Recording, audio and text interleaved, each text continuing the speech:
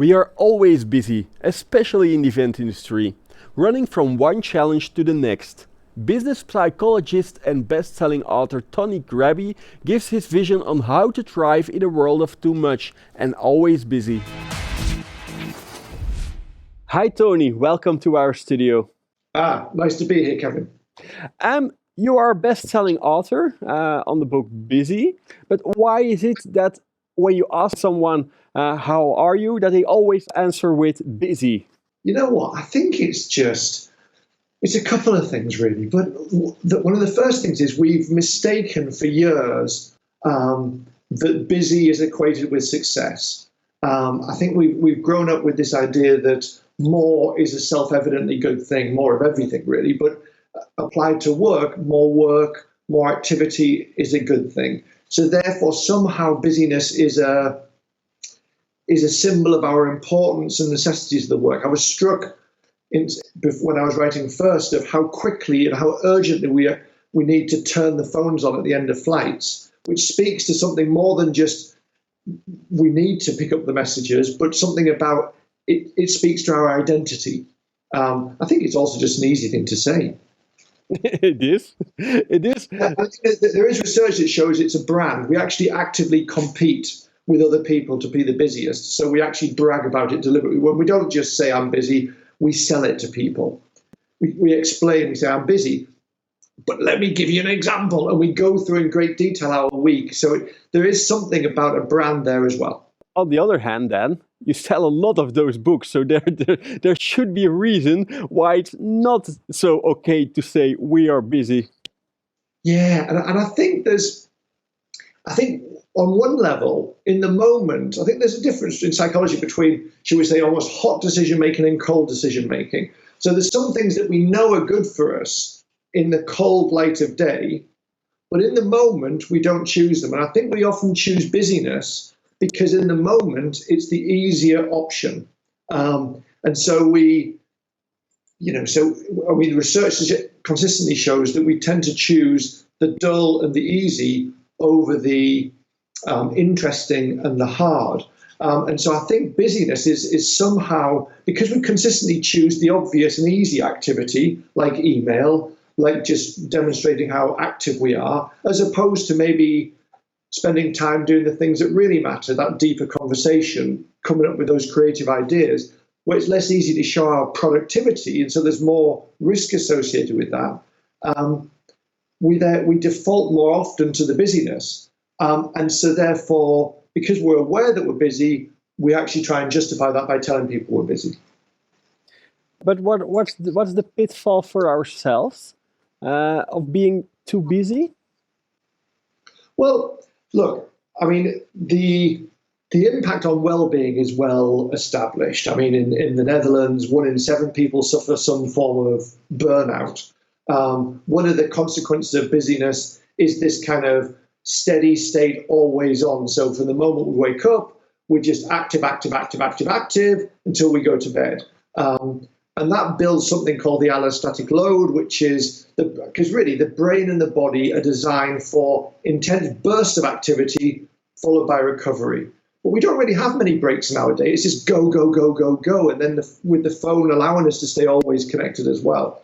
Yeah, and so especially in the events industry. Yeah, and that's the thing. And actually, some research shows the consequence of being, one very small study showed the consequence of being always on is equivalent to smoking marijuana or losing a night's sleep when it comes to your IQ. So there's downsides there. But also, really, we're on call all the time, particularly in something like the events industry. And we know that even when we're off work, but when we're on call, the level of the stress hormone in our brain, cortisol, is almost the same as when we're at work. So because we're always on call, we're never having a chance to recover. So part of our busyness isn't just what we do at work, it's actually we're not recovering properly outside of work.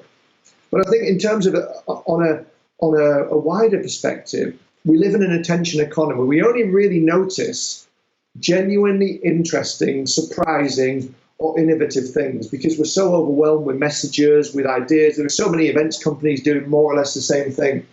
And the Davos World Economic Forum looked at how do we succeed in this world of just too much information and attention and robots? And they came down to three things: thinking properly, creativity, and empathy, or genuine connection. But our busyness undermines all three of these. So I think there's a well-being perspective to the impact of business, but there's also a performance impact. Okay, but if we know being busy is bad for us, what is it then? What is the alternative? Well, the alternative is a couple of things. First is actually making tough choices. And actually, we can talk about choices, we can talk about prioritization, but the key thing is the stuff that we choose not to do. The brain naturally, when it's choosing, the standard question the brain asks when we're choosing something is whether or not. The experience of a buffet table. You sit at a buffet table and you say whether or not I want chicken korma or whatever the case may be. And the answer is always yes. So I don't know about you, but I end up with a massively overfull plate.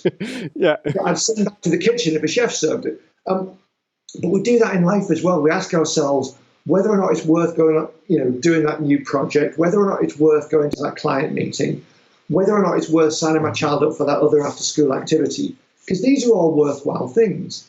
But really, success comes not from doing everything, and we know from corporate strategy or from really super successful people, success doesn't come from doing everything.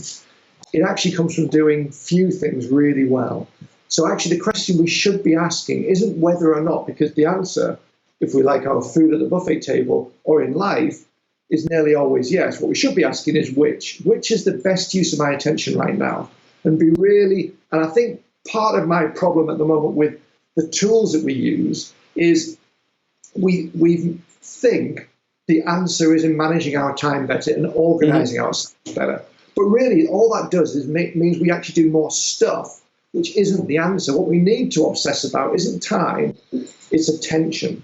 Because let's be honest, an hour at 9 o'clock on a Monday is a fundamentally different unit to an hour at 6 o'clock on a Thursday afternoon. They're just not equivalent. But we need to be really intentional about how our brain works and how we can use our attention better. Because in the standard office, the standard state for the brain is to be reactive, shallow, and distracted. And that ain't good for anyone. Yeah. So I remember it's about choosing. People who want to learn more on the subject, they can of course buy your book. Where can they buy it? On Amazon? Yeah, it's kind of available everywhere really. So Amazon, it's on the Apple Store. There's audio books available for it. So it's pretty available. Okay, Tony. I want to thank you very much for sharing your thoughts today. It's been a real pleasure, Kevin. Thanks very much. Okay. And you at home, thank you for watching our show. I hope to see you next week.